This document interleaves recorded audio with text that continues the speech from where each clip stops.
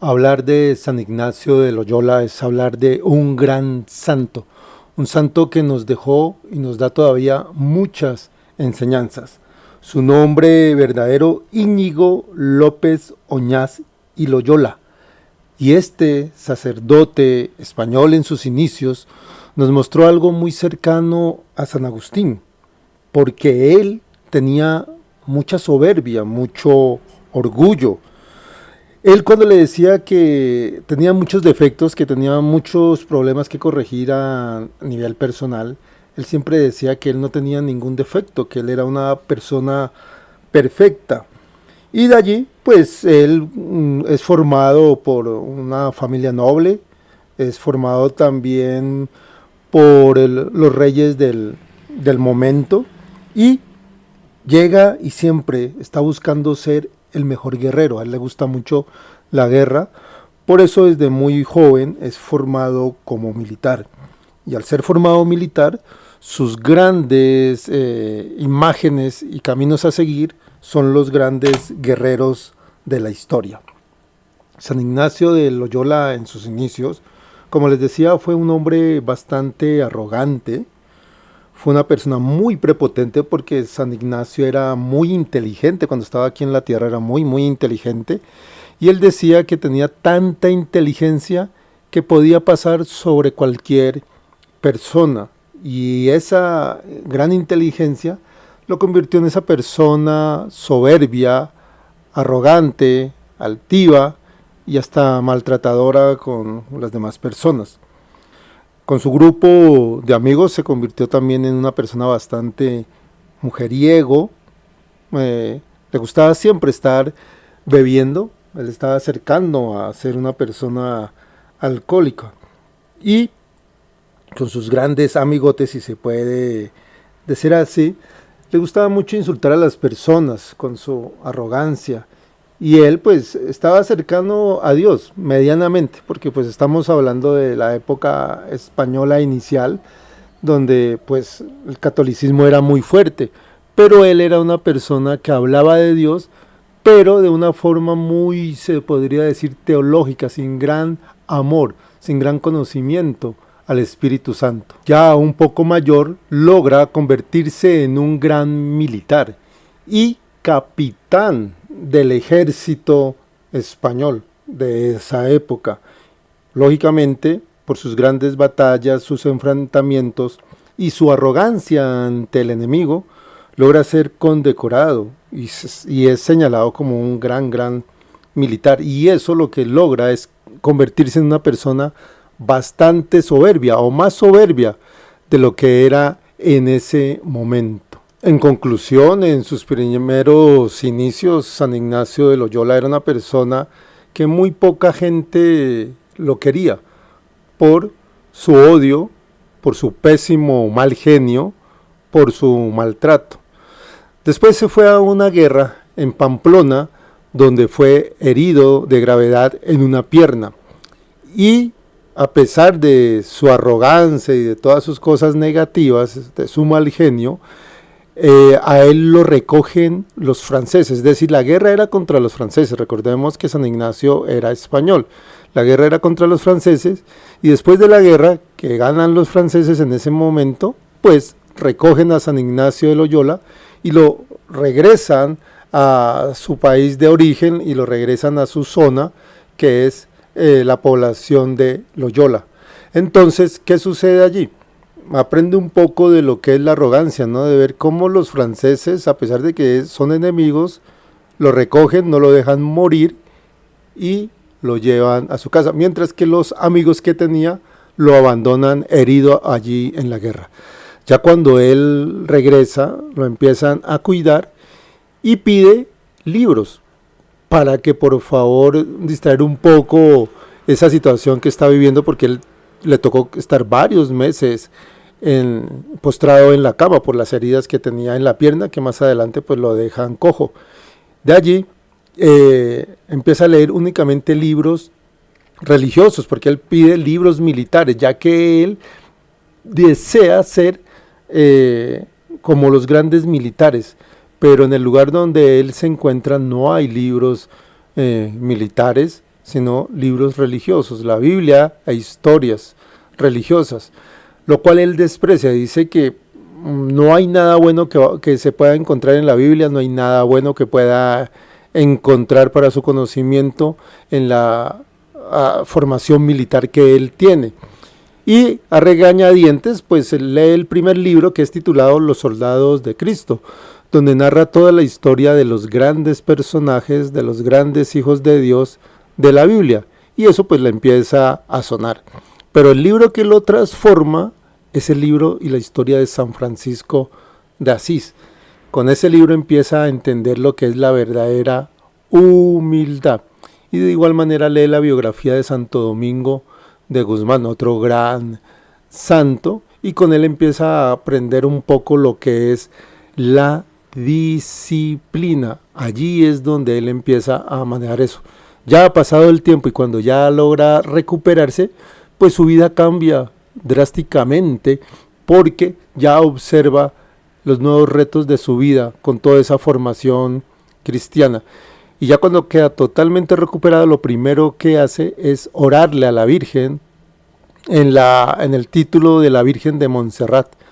Bajo ese título, él ora a la Virgen, le pide mucha ayuda, y de allí es donde ya se empieza a convertir. Aparece el nuevo San Ignacio de Loyola, y ahí es donde ya cambia su nombre, ¿no? Porque su nombre, como les decía, era Íñigo, ¿sí? Entonces él pasa a llamarse Ignacio en honor a San Ignacio de Antioquía. De allí, este gran santo, pues decide hacer una peregrinación hacia Tierra Santa.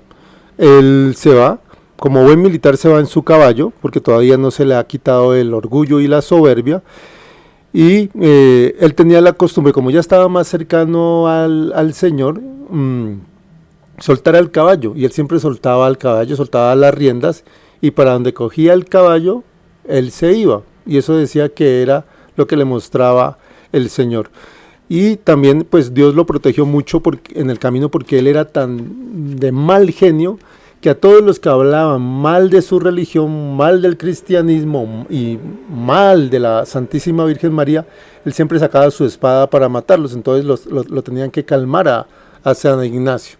Entonces de allí pues la gente le decía que dejara tanto mal genio, dejara tanta soberbia, y él empezó a entender un poco eso hasta que finalmente nuevamente se arrodilla en una de las poblaciones de España, se arrodilla ante la Santísima Virgen María y ora ante ella y le pide que le dé mucha humildad, y que de allí pues irá a hacer una peregrinación, y ahí es donde inicia una peregrinación hacia la Tierra Santa.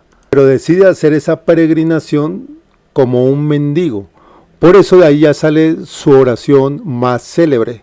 Se arrodilla ante la imagen de la Santísima Virgen María. Se arrodilla ante el Santísimo y dice: toma, Señor, y recibe toda mi libertad, mi memoria, mi entendimiento, toda mi voluntad, todo mi haber y mi poseer. Tú me lo diste, y a ti, Señor, lo retorno. Todo es tuyo. Dispone de ellos según tu voluntad, que solo me basta tu gracia. Esa más o menos es la frase que él da, esa oración. Y de allí en adelante se convierte totalmente en un mendigo,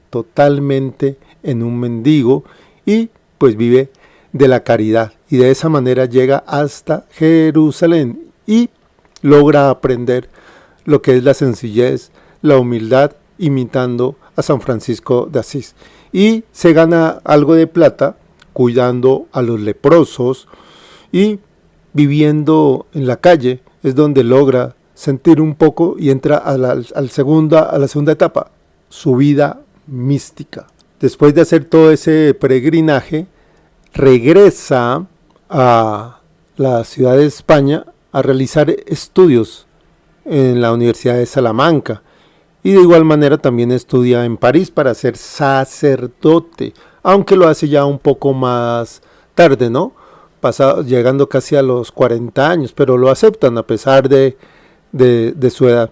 Y allí es donde todavía sigue con su soberbia, con sus defectos, que él decía que no eran defectos, pero logra maltratar, entre comillas, un poco a sus compañeros de estudio, diciéndoles que todo es pecado, todo es pecado.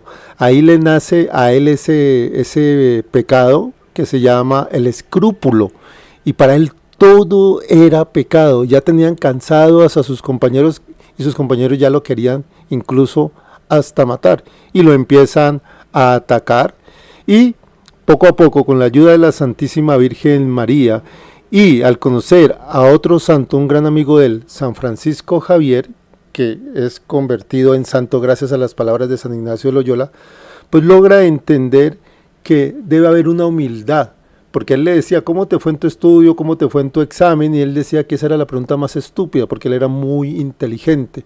Entonces, cuando ya empieza a entender un poco lo que es la humildad y el amor en las cosas del Señor, es donde él ya saca una frase también muy célebre que sale de sus labios: todo para la mayor gloria de Dios. Y al entender eso y empezar a tener ese misticismo, ese acercamiento máximo con el Señor, es donde empieza a escribir su valioso libro, Los Ejercicios Espirituales. Con ese libro también es atacado, es llevado a la Inquisición y por un tiempo está en la cárcel. Y con esa situación es donde ya definitivamente desaparece su orgullo, su soberbia, su vanidad, porque también él era muy, muy, muy vanidoso. Entonces él ya se entrega totalmente a las cosas del Señor, es nombrado sacerdote y por su alta inteligencia empieza a formar una comunidad. Y cuando ya la forma muy bien, pues ya le pide permiso a Roma, al papado, para que le den vía libre a su comunidad. Y dicha comunidad se llama la Compañía de Jesús. La Compañía de Jesús. La expresión de jesuitas era la forma de determinarlos a ellos. Ahí vienen los jesuitas, ¿sí? Como decirles los de la Compañía de Jesús.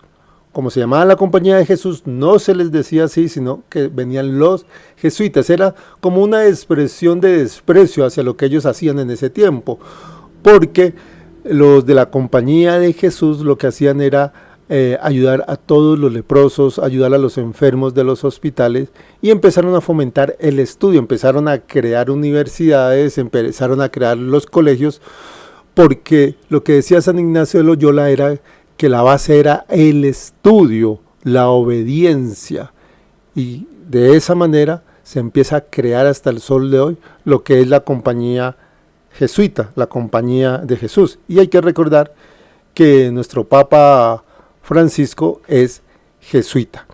Y ese nombre de Compañía de Jesús la nombra así porque dice que Dios es el capitán de este ejército, que todos los que somos instrumentos de Dios, que todas las personas que evangelizamos somos soldados de Cristo. Por eso le colocó Compañía de Jesús. Compañía, pues así se le dicen a los grupos de militares. Y de allí en adelante nos deja solamente enseñanzas. Y el gran libro de Ejercicios Espirituales son los que utiliza hasta el sol de hoy los sacerdotes y los que yo invito a que ustedes hagan, que están allí en la página católica y Chavetel.